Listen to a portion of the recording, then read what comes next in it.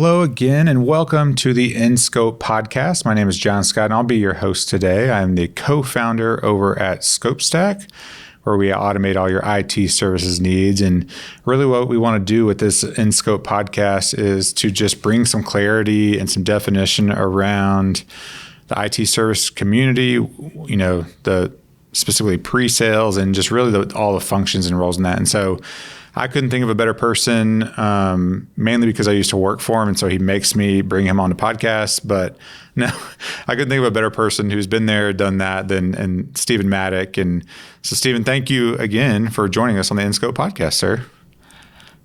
Thank you, John. I appreciate it. It's great to be back. I'm feeling like a little bit of a Gilligan's Island. We went on a 3-hour tour, and here we are years later. I mean, I feel like I've hit my quota, though, of how many podcasts I was required to have you on after the fact. But no, I mean, I'd keep having you on podcasts if you'll let me. So, the one thing I want to pick your brain on today, and again, the largest part of this was prompted by, I know you're launching some training for SEs with Dave Elsner and team. And so I really wanted to pick your brain on some of the topics there, not necessarily for the training, but just really like the stuff that you're covering there, I think is really relevant to our community and specifically, InScope listeners and ScopeStack subscribers and so on. So really just to kind of set it up, right? Like I want to talk about what it's like to enable your SE team. So sales engineers, what we're talking about when we say SE, it's solution architect, pre-sales engineer, you can call them a bunch of different things. I think I had all those titles at one point, but all mean the same thing at the end of the day, right? And so it's very specific content, I'd say, and even so specific in that I've seen a lot of pre-sales communities built, but it's really like the overarching idea of pre-sales. What I like about focus in general is, pre-sales and IT services community, right? Because that's what you and I have lived, and I think there's a lot of relevant information training that can happen there. So maybe you could just give like a quick high level, and I want to dive deep into some of these topics about what you're doing and kind of the intent around the training. Yeah, no, I appreciate it. And it's, like I said, great to be back on. As I've been going through this evolution of really sort of laying out what we're calling the ultimate training, the ultimate SE training course, we've gone through a number of iterations and understanding. And I think if, John, as you mentioned, you did work for me, and I like to say we work for each other. Yeah. But, on that journey myself, as I kind of moved from having been part of a startup where I was the SE who was doing all the designs and going out and having the conversations with the customers, to then later building a team and building, a team that then incorporated and brought on new products, and then went to run the North American market for, NTT and Dimension Data. And then, most recently at Presidio, where I ran all of engineering for the West. There's a lot of things that one picks up during those types of sort of educational experiences that we call work.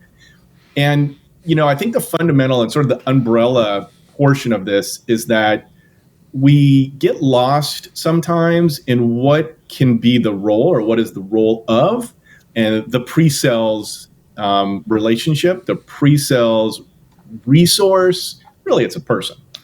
Sure.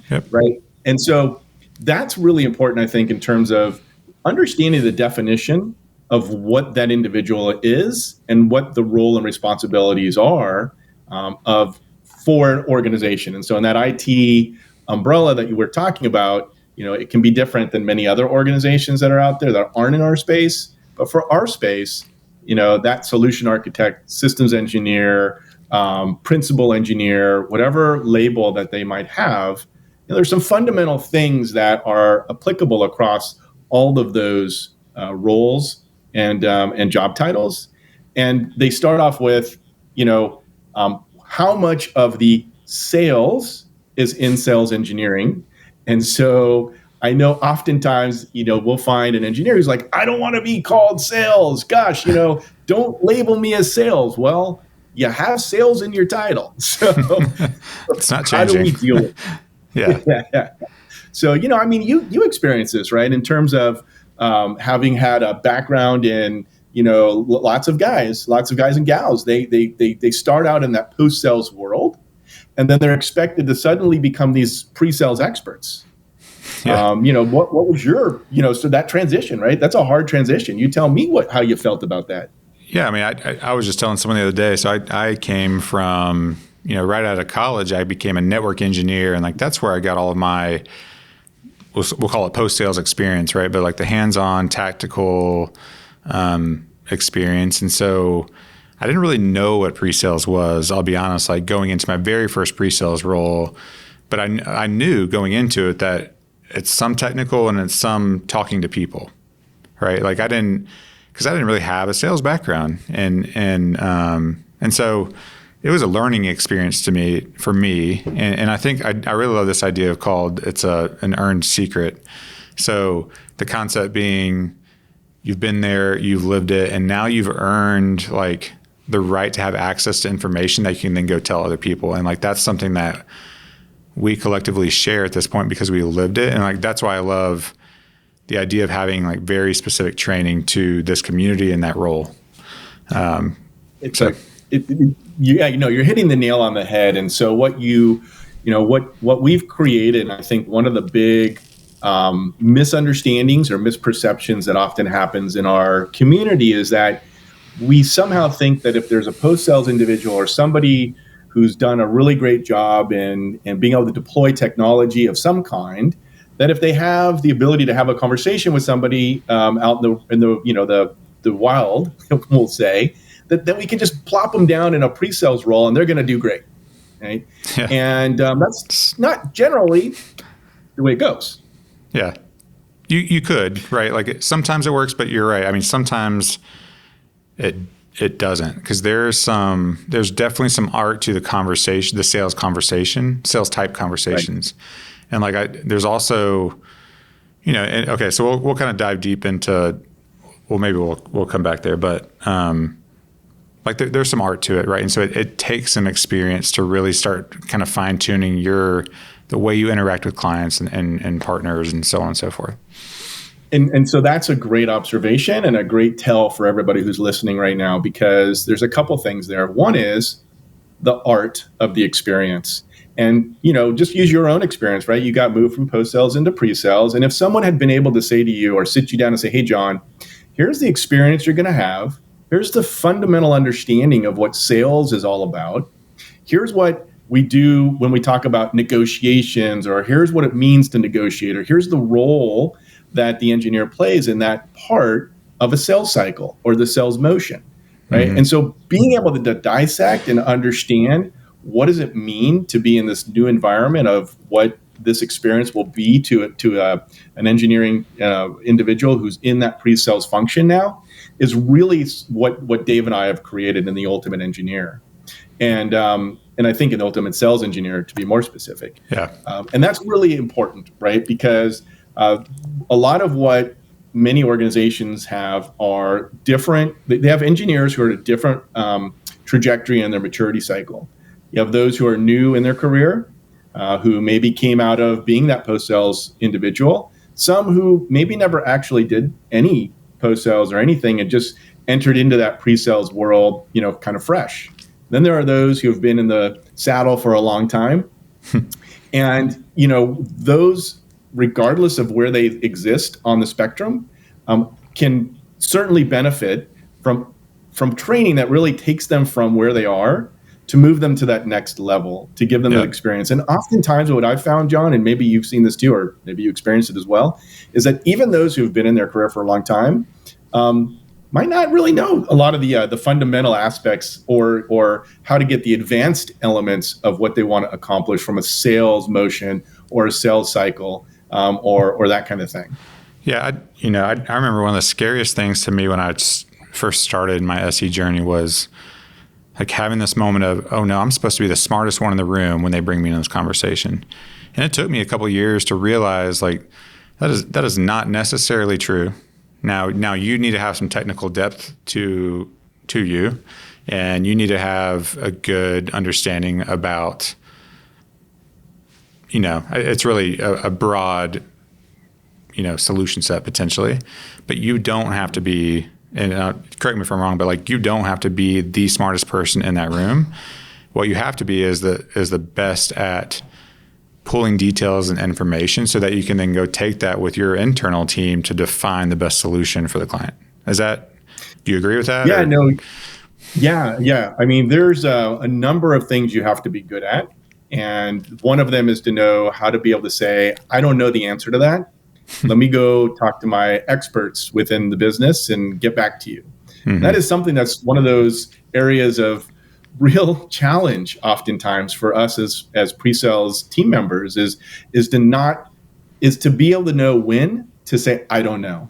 And so part of what, this process of, this journey of becoming the ultimate sales engineer includes is, everything from, understanding the role that that engineer plays and literally we'll do role playing with them to help them define, hey, what will this feel like for me when I'm sitting in a room and I get asked a question that I'm not the expert on. Mm-hmm. How do I do this? How do I handle myself? What's the verbiage? What are the words? What do I put to this answer to this question? What's my answer? And so, there's a whole set of we'll call them soft skills, but it's really that interaction, not only externally with the customer, but internally with your partners in sales that is really important on how you navigate as that sales engineer or as that pre-sales engineering resource to help move that, move your career along, to move your customers' needs along. It encompasses everything. Yeah, and so just to kind of back up, so we kind of very highly touched on starting your SE journey. I mean, what are some of those? Can you give us like a sneak preview into some elements of the SE journey? Right, like are there things what do you talk about in that section of the training? Yeah. So, some of the key things that we're going to help sort of bring to the table. And, what's interesting to me and what you find, I kind of look at most training, whether it's sales or whatever title it has on an engineering training. It's kind of like going to the therapist. We all go to the therapist. Well, maybe we all should go to the therapist. We sit down and, we find that what we're hearing isn't anything new to us. We've heard it before, but it helps us package and put together and reflect upon, what do we want and how do we want to go about doing that in our lives? And it's similar to that insofar as that, we put things in front of the pre-sales team members that many of them will have heard these things before. Some won't. There'll be some new aha moments that we'll share with them. But a lot of it is really getting them to go through the repetition and to really have the opportunity outside of that pressure cooker customer interfacing moment where they get to practice, right? And what we often see is that, how long does it take to create a good habit? It's better than 21 days oftentimes. And if we don't do something on a regular, consistent basis to practice how we go about doing it, we lose that skill set. So then when we find ourselves in that moment where we're in front of a client and we need to be able to say, I don't know the answer to that and feel comfortable about it. If we haven't been practicing that, then we find ourselves in a position where we're not comfortable and it's not good for us. So we'll take them through, in this training, we do role playing. We help them with time management. What does it mean to have client segmentation? What's the role of an engineer when it comes to, an MBR or QBR? We'll help with competitive analysis overview. Why is that important? How do they go about getting it? Prepping for a client visit. How to be able to interact with your sales team when the sales team says, hi, Mr. Customer, I'm here to introduce John, who's my engineer. John, take it away. Right. And you're like, what? I thought we were going to lunch. Yeah, exactly. So, we want to kind of go through the fundamental, a lot of block and tackling, where it's, everything that I've mentioned. And then you've got lead qualification. Okay, what does it mean? And what's my role as an engineer when I get asked by my sales manager, the sales manager of the sales account manager that I'm working with, who says, well, what do you think, John, about this opportunity? And I'm like, ooh. What I think that's a really good point, though, right? Because the relationship building aspect of the SE with it may not be the business owner. It may not be the decision maker, but it's an influencer for sure at, your end customer. That's one of those relationship pieces that, again, like early on, I didn't really have any training. And so I'm just kind of making it up as I go. I'm like, oh, well, I'm supposed to be kind of this and, this to everyone. But really where I had the most impact on projects were let the account manager own that relationship and let me really understand what's going on, on the front lines with this engineering team, because they'll tell you stuff that they probably shouldn't tell you. But again, you build a relationship there, right? And that's the thing that lasts beyond any engagement, which is what you want, right? No, it's true. And coupled with that, is a lot of what we're doing in this, and why we call it the ultimate sales engineering training, is because a lot of training that engineers get, very technical, or they'll call it sales engineering training, but it's technical with like, hey, how to be the technical expert. Yeah. But what we're actually implementing is we take whatever that organization's go-to-market sales methodology is, and we integrate that sales methodology with the way that we train and educate these engineers. So rather than the engineers learning something in isolation or learning how I'm supposed to be a sales engineer and get the technical close or whatever the case may be, we're now aligning the way that your sales organization goes to market with the way the engineers are then partnered with those sales folks to ensure that they have the same vernacular, the same vocabulary, they understand the motion, they know what's expected from them when they're either in NetSuite or in Salesforce or whatever other CRM, ERP system they might find themselves in. What does it mean to be at that stage? We talk about the tool sets that the sales folks will use and how the engineers interoperate with that. So one easy example of this might be there's a moment, or there's a process that the team goes through in order to ensure where they are within their stance with the customer. Are they the A option or are they column fodder? And there's a process we help educate and train on that allows for the sales engineer to get bought into, is all of my time, energy, and effort of purpose, or am I just getting used for column fodder? And our resources are time. As an engineer, that's our resource. And so knowing early on at various stages of the process, if we're A or B or column fodder, is really helpful for not only the entire team, but us as engineers to be able to say, I'm going to go put more time, energy, and effort in this deal because I know I'm sitting at the A1 and I want to go win this deal.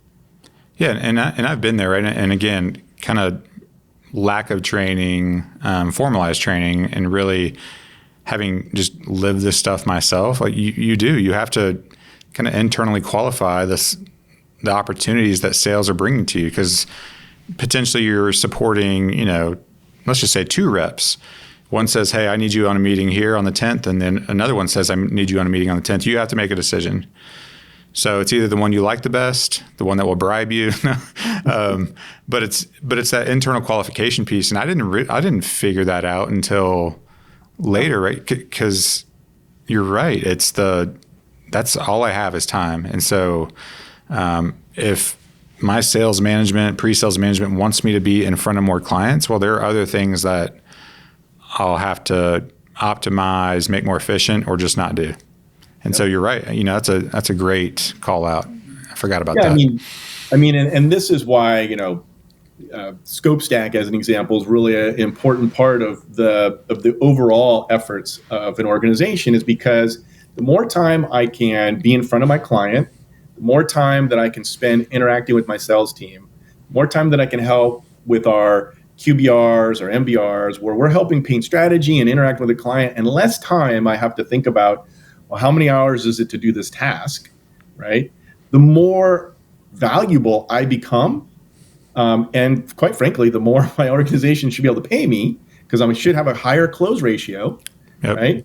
And so this is really important. This whole process of understanding, how my time can be best utilized. And so when you get to this point where, sales and engineering can be much closer and aligned, that really drives that value. Oh, for sure. And again, it's a productivity play. And so, we built Scope Stack because we were tired of spending all this time trying to reinvent the wheel every single time and all this stuff, but there are other tools out that for other areas of the business, but there just never seemed to be anything that optimized that pre-sales motion. And I always wondered, hey, what impact am I having to pipeline? And that was my boss. And when I became a manager of engineers, what is the impact you're having on revenue and closed business and all that stuff? So having a core understanding of, that sales to pre-sales transition and process and all the things that go into that really helps you answer those questions. All right. So kind of, started with the SE journey, really into dissecting the sales cycle. That next area is, working with clients. Because again, we kind of both alluded to this. It's not really a science, right? I think there are things that you can train on and you can help people practice, but until you practice and until you go out in game time situation and you work through some of this stuff, it's something that not everyone has a great capability to do, So yeah, I'm interested in your feedback on that one because that's always been difficult. Yeah, and even those who we might think have a great skill set, and it's like, oh, that engineer, they're always so great. You think of a Michael Jordan or a Kobe Bryant or the guys and gals who are at the top of their game, and you point to them and you always think they're just the best, but you don't ever kind of let coaching creep into your thought process. Like, well, do they get coaching? How do they? And they have a science to how they go about doing what they do, but there's an art to what they do as well. And when you can blend that continuous coaching and you can help refine and continue to practice what I talked about earlier, the practicing of the art, that really drives your expertise and the excellence that we're looking for as an organization.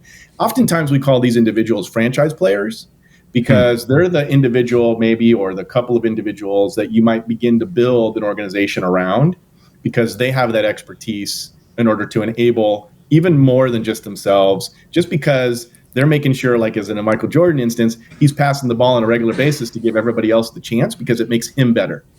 So in this, interacting with clients component, the module that we train to and we educate on, it's going to be things like public speaking. It's a really big part of what we do, even though we don't think about it. And honestly, the use of that, sort of muscle memory doesn't happen very regularly, even as an SE, because we're not every day in front of a client where we're doing a whiteboarding section. But we still, when we get in front of a client on those days where we're doing a whiteboarding session, we better be ready to whip out our public speaking, cap and nail it. Yeah. Right. And it's, I have so many things in my head about that. But what I'm picking up on with all this is these are not just skills that you learn and you only keep if you're an SE. Or this stuff could apply across the board to a number of different people. So if you're really good at public speaking, say one day you want to move into SE leadership, or you're doing an internal team kickoff and you're trying to build a vision for the team, those things come in handy. If you then want to make the transition to sales from a pre-sales engineer, those are some of the best sales executives I've ever seen, are the ones that started technical and make that transition. And so this is all stuff that will benefit you throughout your career. You know what I mean? Yep. No, 100%. In fact, part of where we're going with this, what we've been doing, as we've had so many inquiries over the last several months, that we've got individuals who are asking, hey, I'm not in this field today, but if I took your training, could it help me get into the field? And the answer is yes. We actually have a program now that is helping VARs, OEMs and the such out there that if they work with us, we can produce for them a number of pre-qualified SEs who had maybe never been in the industry. Maybe they were in TAC before, maybe they were a NOC engineer, and we're educating them and cultivating them and creating for all the organizations out there that need it, expert SEs who, by the way, when you've done this, you create there's always been this concept of a AAA team. How do I create my AAA team? I can't, as an organization, have all these folks sitting there as a AAA team. I need them to be really great at what they do. I can't spend the 6 months or a year investing in them to really get them just to the place where I can now, have them out in front of a customer to generate that income, that investment return that I need. Well, we can actually, through this program, do that for them, right? We actually take on the risk.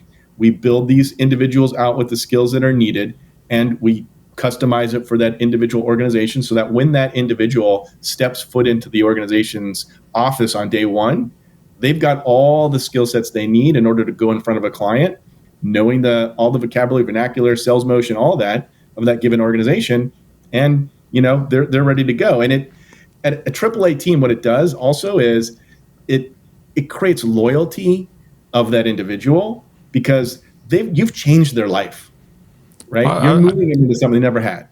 Yeah, I mean, I was just thinking as you were talking about that, such an advocate for this role with an IT services organization, and it's a great role. One of the highest paid roles in most of these organizations.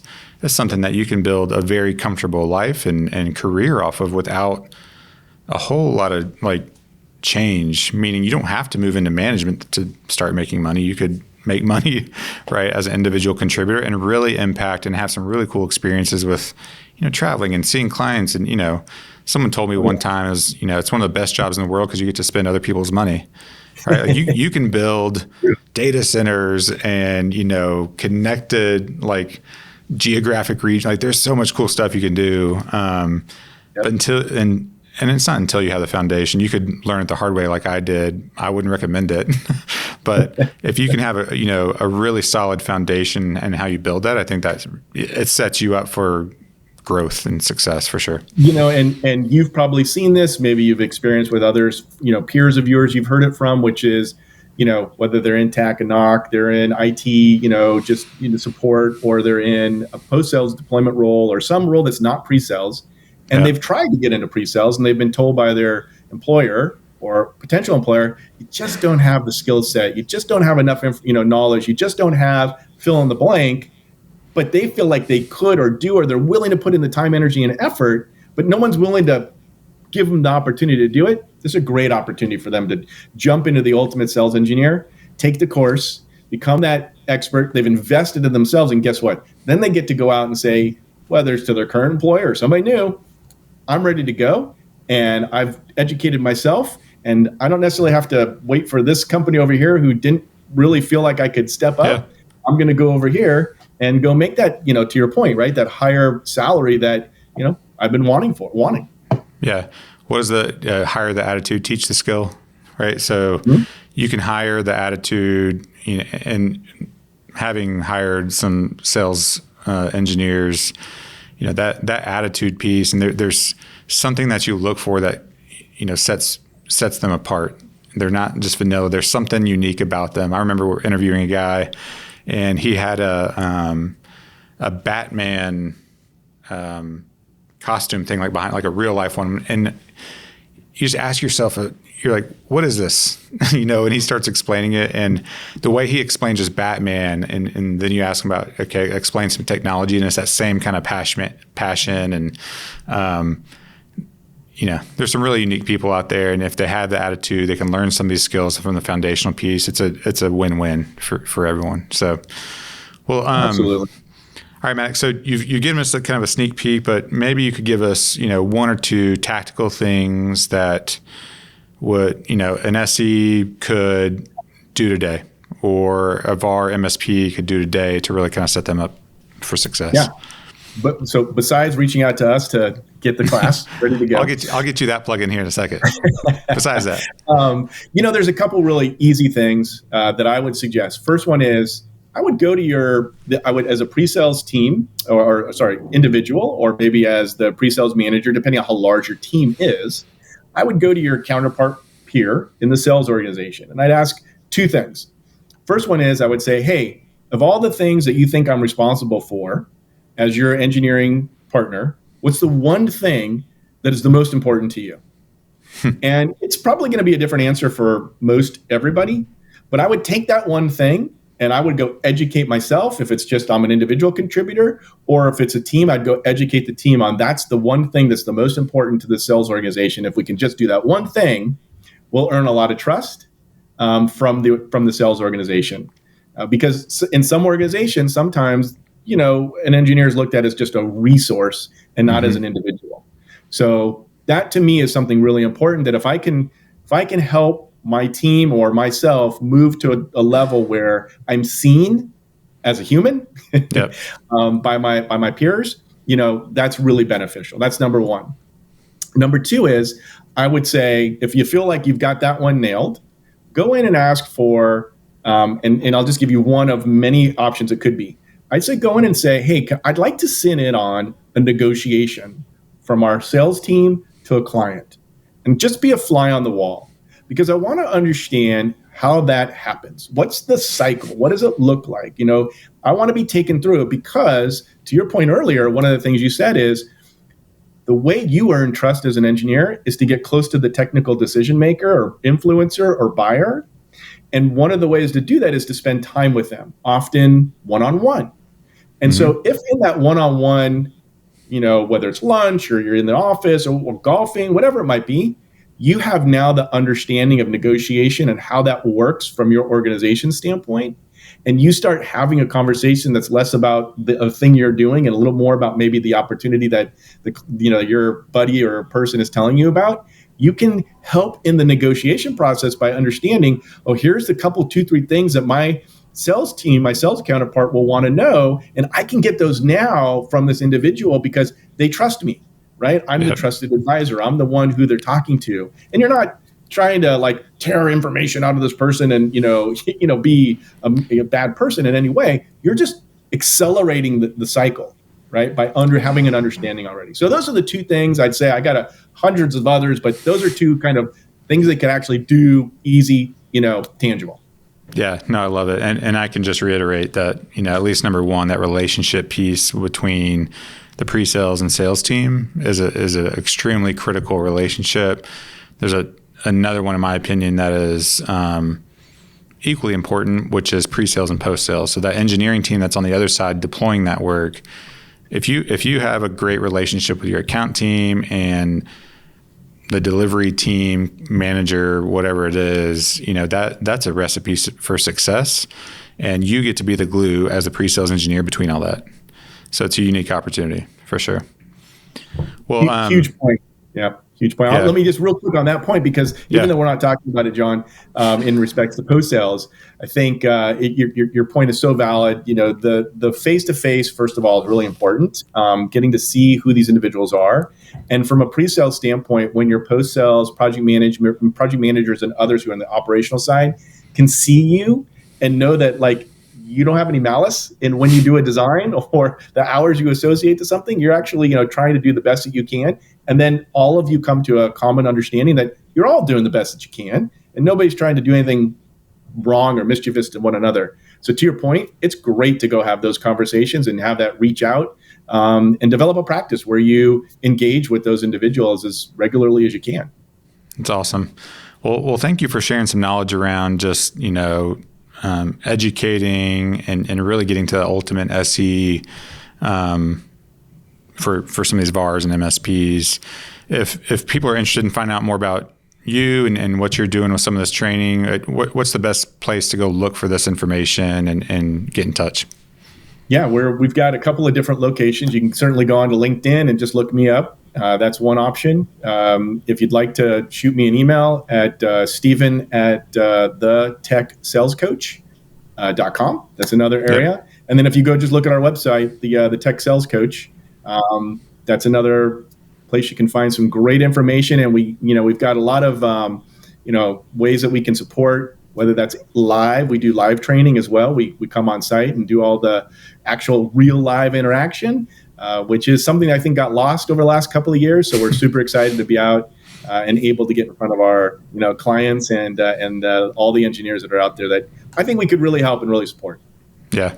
Well, awesome, Matt. I know you can. And so I wish you all nothing but the best. And having been there, having seen both you and Dave, practice this stuff is kind of a unique perspective too, because it's not just things that you put out there on paper. It's stuff that I've seen you actually implement. And so highly recommend just checking this out. But for those of you listening, if you're interested in finding out more, about the podcast, you can go to scopestack.io/podcast. Stephen has some other episodes there with a bunch of other nuggets of wisdom, of course. And if you're interested in finding out more about ScopeStack, you can go to scopestack.io and find out more. We have a free account out there that you can go sign up for and start to experience the value of a platform built for the pre-sales function with an IT services organization. So again, Madick, thank you for joining us, sir. And for those of you listening, thank you for checking us out. Please subscribe when you can to the podcast, and we'll see you out there.